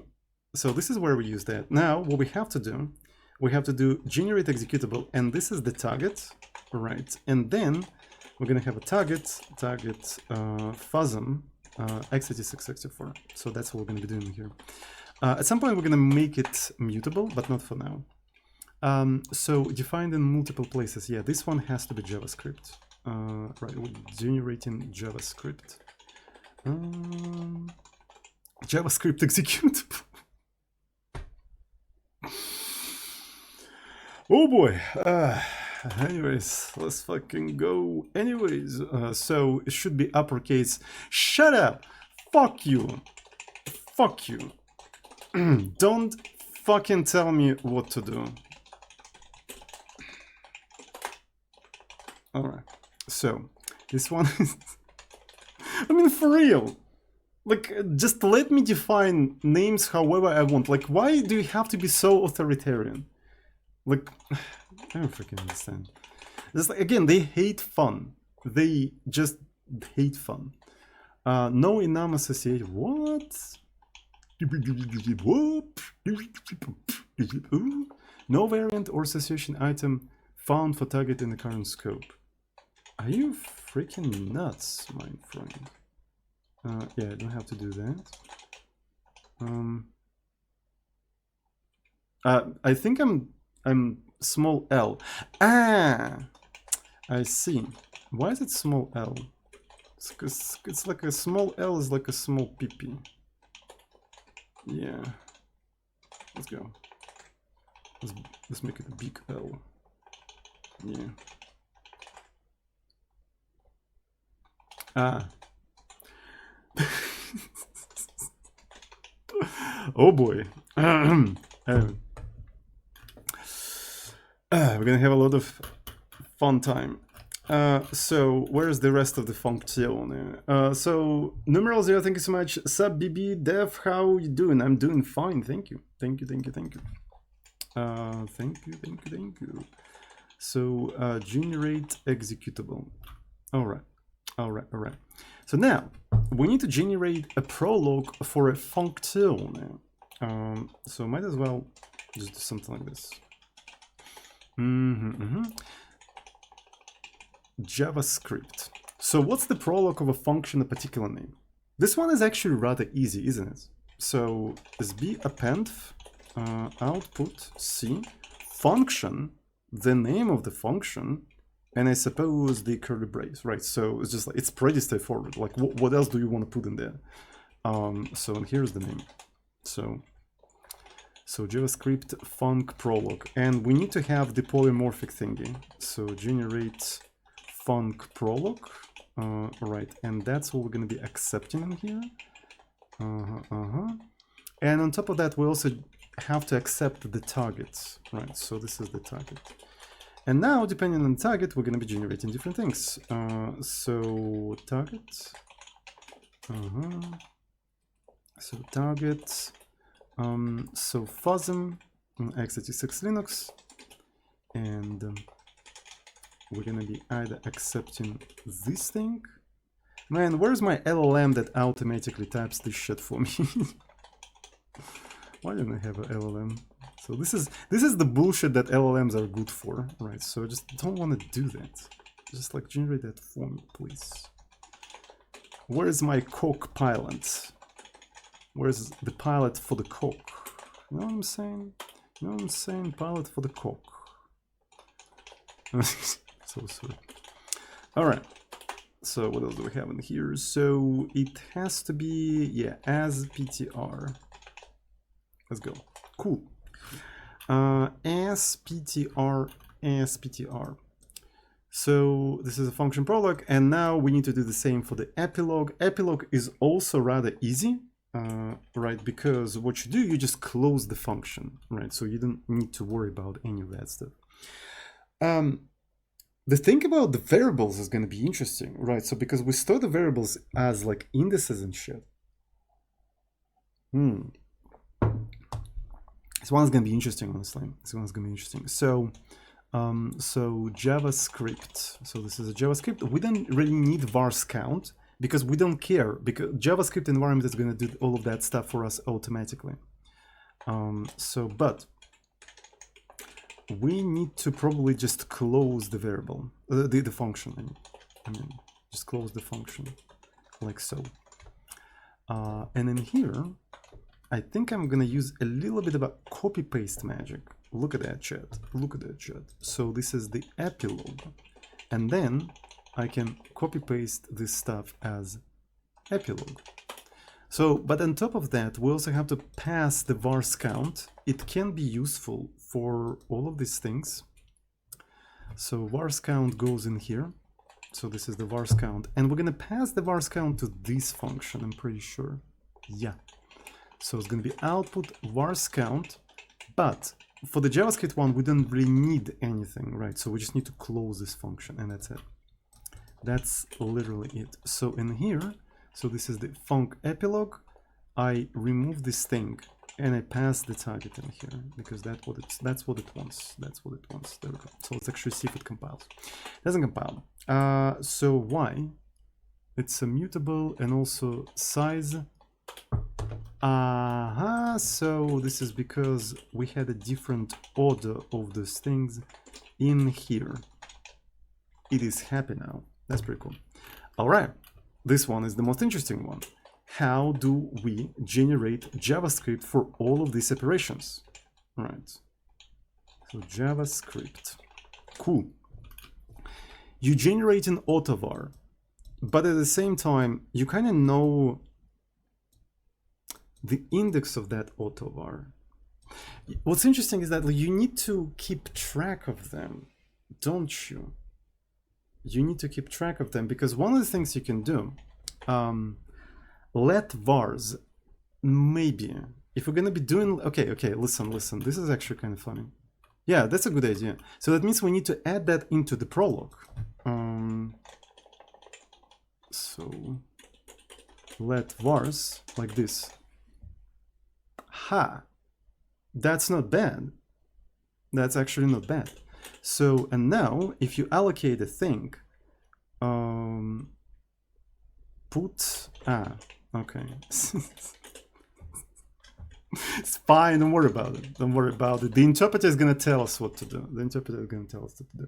Yeah, I was also thinking about that. But I think the vars idea is better because it kind of mimics the original stack, the stack on x86-64. So I think, yeah, so I think I like it better. So in here, what we're going to do, you need to push this thing a couple of times. Can you, in Node, so if I have something like this, I do append, or do I do push. Can I push several things in here? Like if I don't think so. Well, I mean, I can do something, yeah. So like I was thinking maybe I can do that without a loop. But I feel like I can't do that without a loop, so I'm gonna do that with a loop. In 0 count, and in here, what we're gonna be doing is just like a vars push 0. So we're just like initializing it like that. All right, so that's one look with semicolon, right? Don't forget a semicolon, but you don't really need semicolon in JavaScript. So automatic semicolons and scheiße. Automatic semicolons and scheiße. So external is interesting. I don't think we care, right? So we're gonna just literally ignore this one. Auto assignment is really cool. So that's literally where we're gonna use the index, believe it or not. So this is gonna be vars, and that's the thing. And then we just do it like that. I forgot a new line, by the way. Yeah, that's literally how we do that. I think it aligns perfectly in here. I think it aligns perfectly. So this one is a little bit more interesting. This one is a little bit more interesting. We have to actually do else in here. Yeah. Because now, if you do have an index, append output. So this is going to be something like that. And so you take the function and you pass vars index in here like this. So this is going to be the name and the index. And if you don't have an argument, you don't pass anything. That's it. Believe it or not, that's basically porting our current language from x86-64 assembly to JavaScript. Right? Like that's what I was talking about at the beginning of the stream. When you centralize the place where you do assembly generation, adding new platform becomes easy. Prove it. We'll get there. We'll get there. So yeah, let's hold your coding. Hold your absolute codings. We need to finish it first. You guys are right. You guys are right. Let's finish first. Let's not start pogging, you know, earlier, too early. Okay, so this one has to be as PTR, obviously. Right, so what do we have in here? This one also has to be as PTR. I keep forgetting about as PTR, as PTR. All right, so, okay. It also did segmentation fault for whatever freaking reason. So did we fuck it up somehow? Let me take a look at the main asm. It's a hello asm. Something fucked up. So we subbed RSP, but we subtracted. I know what's wrong here. I'm an idiot. You remember how I said that vars count is equal to vars underscore count? This is not true because vars can have different storages. The vars count is the amount of variables that have a storage auto, not external. Fuck. Okay, so I mean, it's fine. It's fine. We can fix that later, right? So it's just like, yeah. So that's a little bit of a bug, but it's not a showstopper. Okay, this is not a showstopper. Right. So I can put that stuff in here. Vars count. So let me go somewhere here. Oh, we already removed vars count. Yeah. So I think I'm gonna put it to do in here. Use the amount of auto vars instead of vars count, because vars count includes external variables that we do not manage on this stack. Completely forgot about that, but again, it's not a showstopper. It's fine. Chat is fine. It's fine. It's fine. It's fine. It's fine. Okay, so we have this stuff. We have these two things. Let's create a wrapper for all of them. Parappa the wrapper. So I can't type on save. So func body, right? So, and we accept le target, right? So le target. So here is le target, and we're gonna match le target, targets, fuzzum, and let's just call le fuzzum. Boom, boom, boom, and 16. Go here. Gonna pass this stuff in here. Gonna pass this stuff in here. JavaScript, and this one is JavaScript. Let's go, and let's grab x86-64 situation like this, this one, and remove all of that stuff and put the target in here like that. Okay, so this is really cool. So we abstracted platforms away almost completely. So I is never used. Can I put underscore in here instead of I think I can. So name is never used. Let's ignore. Yep. So sometimes it even fails with the legal instruction, but that's fine. Okay, so now we need to have some sort of a flag that allows us to modify the target. So where do we parse the flags in here? We parse them up there. So I want to put target somewhere here. So this is the target, and it's going to be mutable, obviously. So here we accept input path and output path and so on and so forth. What I'm also thinking is that we need to accept, I suppose, that flag somehow. How we're going to be accepting that? I don't fucking know. So I suppose we need to have let mute input path, and it's a const cchar.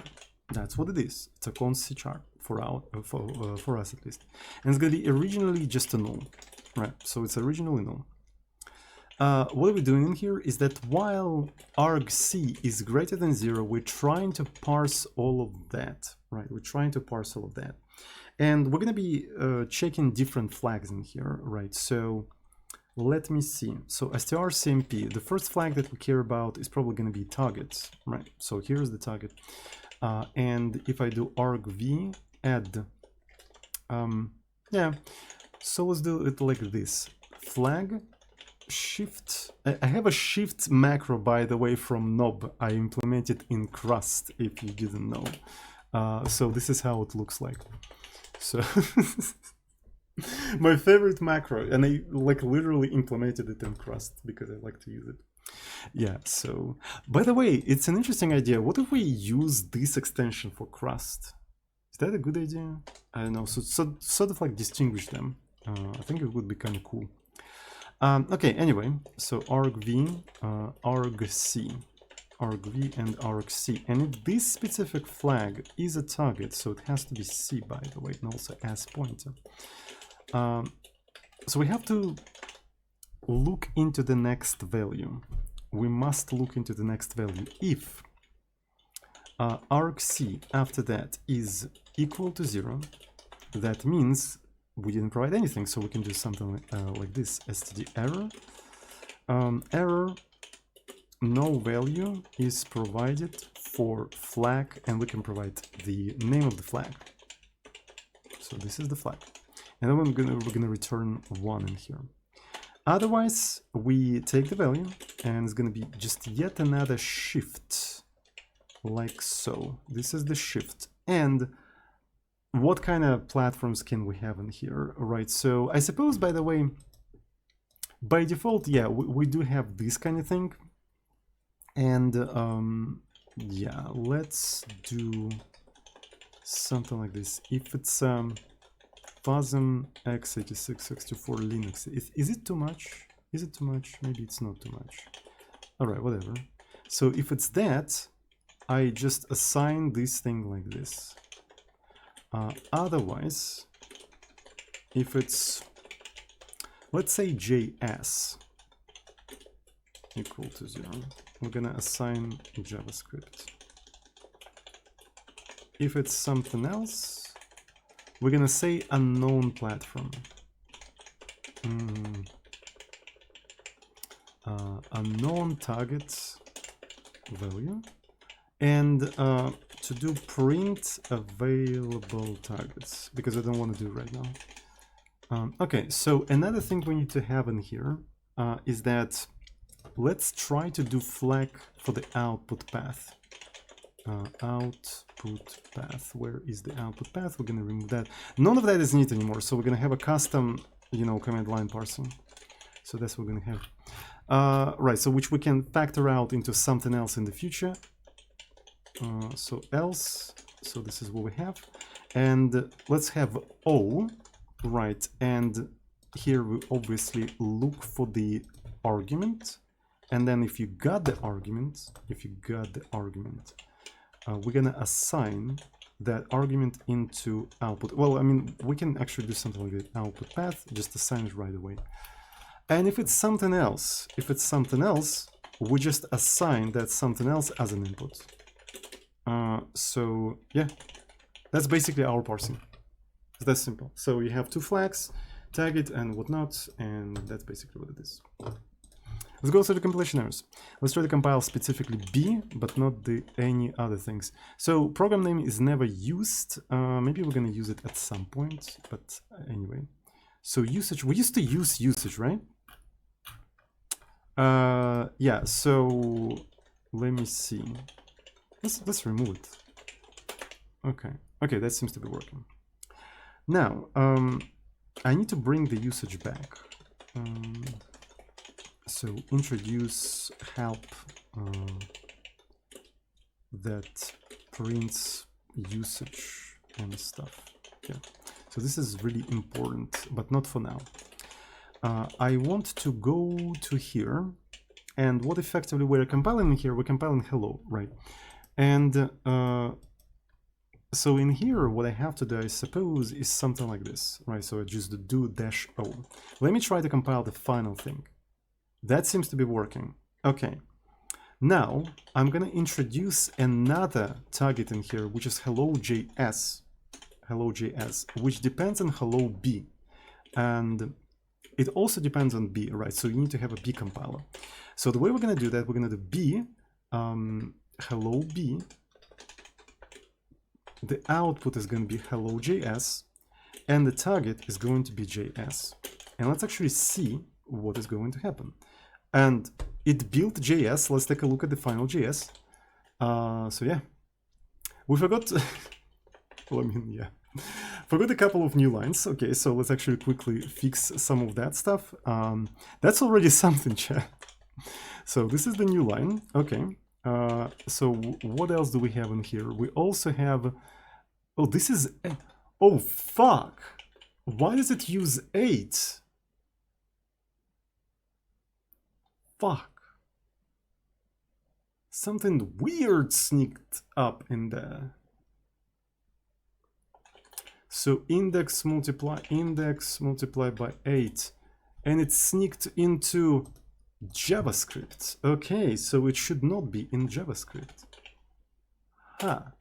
And furthermore, so this is, since it's an index 1, but we're using, okay, so we have to be a little bit careful in here. So this is the index -1, and this one has to be -1 as well. Yeah, all right. So this one will have to be a little bit careful. So hello.js revert. Okay, that's much better. That's much better. So we're doing these kind of things. And we need to have some sort of a runtime, actually, believe it or not. We need to have some sort of a runtime that we link with. Also, let me, so call, where is the generator? So this is the call, and this is that. Forgot semicolon in here, and I forgot semicolon in here. B compiler turned JS transpiler. Yeah. That's exactly what happened. So let's revert. Okay.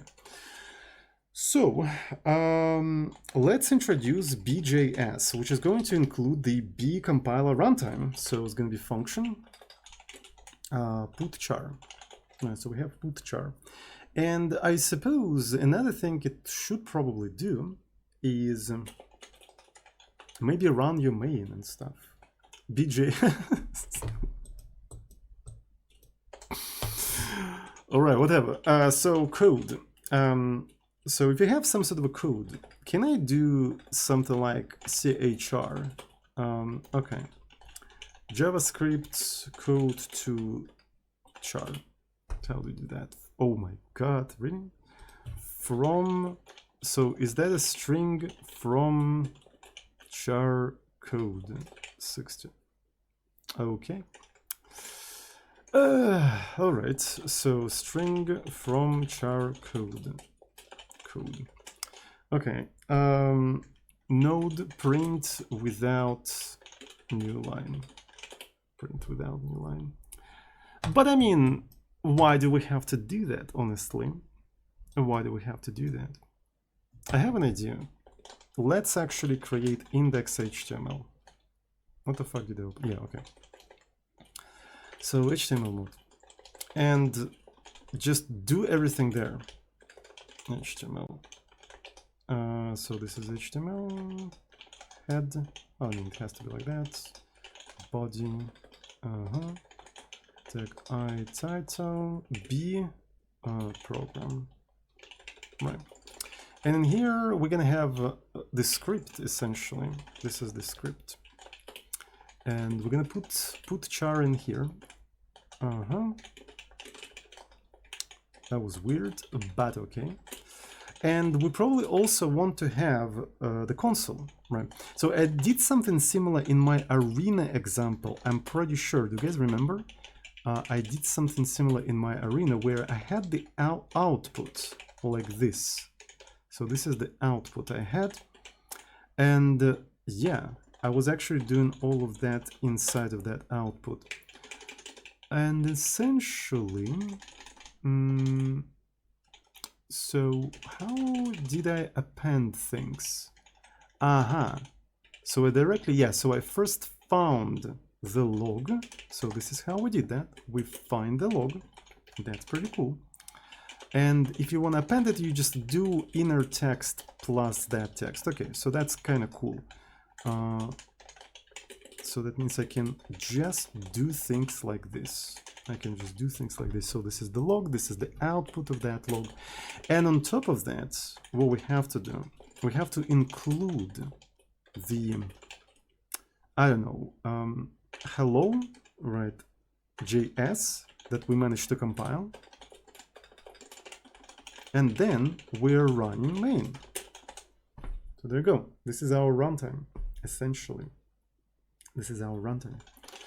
All right, so I can compile this entire stuff. So I have hello.js. This is my compiled program. And I have the program runner that implements put char and everything. So and if I open this entire thing, absolute coding.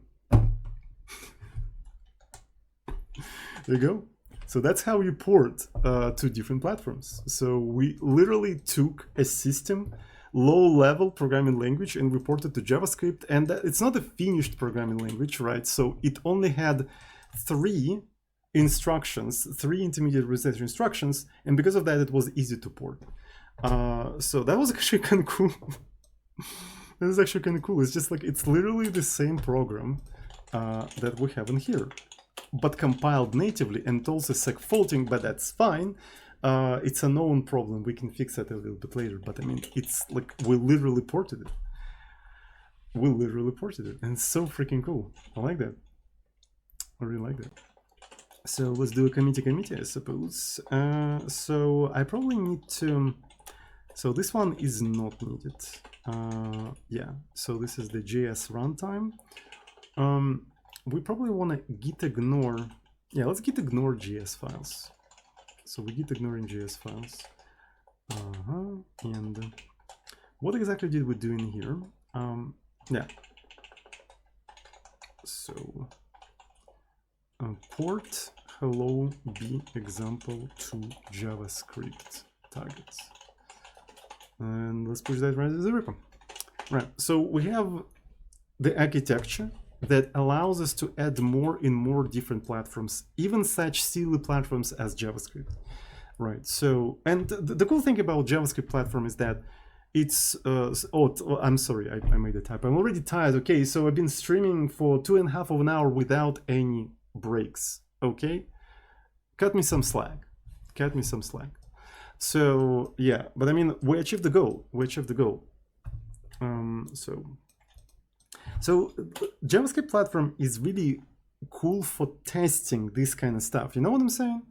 Right. So because like you need to like design an architecture that makes it easier for you to add more platforms, and adding platforms sometimes is very difficult, right? So, and this one is a toy platform, and because of that, it's very easy to just test how your architecture works. You know what I'm saying? It's just like, it's kind of cool, right? So we rather quickly just added JavaScript generation. So, and that's the final result. And that's the final result in here. Okay, so thank you so much for the subs push pin. Thank you, thank you, thank you. I guess that's it for today.